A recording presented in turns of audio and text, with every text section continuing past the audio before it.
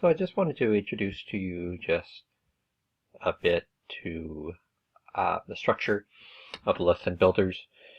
What I have found with teaching this course for the last 11 years now, and feedback from students is they really want more licensure exam study material, and students have just requested more material to help them prepare for the exam. And so this is a strong effort on my part as the instructor to provide you just with more material. I really want you to delve into the study material, and I'll say this multiple times, but really take advantage of looking back to the textbooks you've used and lesson builders.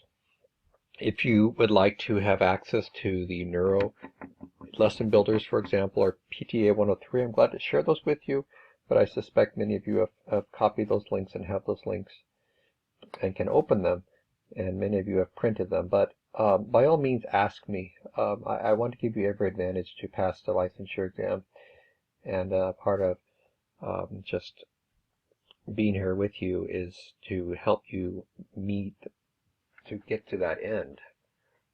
So this is just a way to help you more. Some of these questions may be ones that you know the answers to, and others may be ones that you need to dust off the books a little bit and look up and review.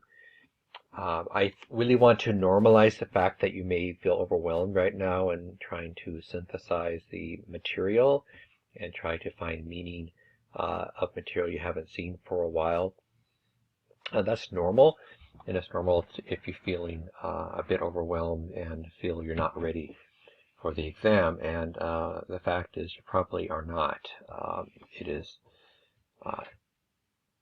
April when you're opening this up, and you're not going to be taking your exam until July.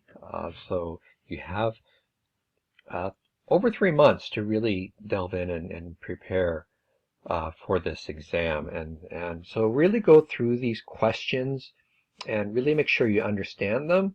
And what I'm going to offer to you and really push for, and this worked really well last year, and it has been a highly successful technique with those who have had to reattempt the exam, is to really take information that you're rusty on, such as what types of treatment interventions are effective for people with end-stage Parkinson's disease, and to write a question about it, and not just to read it, but to actively write a question, a multiple choice question about content, whether it's about a neuromuscular health condition, or about a shoulder condition, such as impingement, and what types of exercises would be the best prescription for someone with subacromial impingement.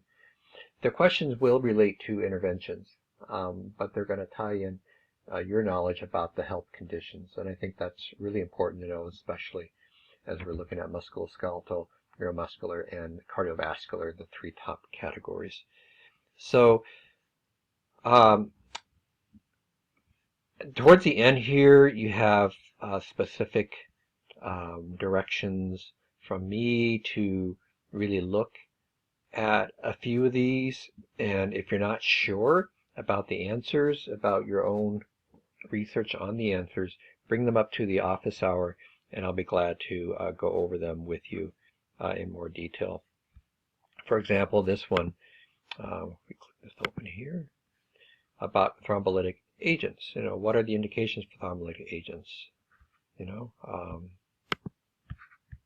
click this, reviewed Giles, page 373. So kind of I guide you where to go look for the information, and then creating a question about thrombolytic agents, and share them with your classmates in your study group, or you can share them during office hour. So when you see questions that look like this with the little emoji, I guess you would call it, of a little cloud, looks like it's coming from somebody that needs a thought in there, you're going to fill it with the material in terms of your own research. So that's really important to have that active learning as you prepare for the exam. So you'll find these types of Q&A in future lesson builders, just to continue to keep you on track to study for the licensure exam, and among other material surrounding professionalism and ethics.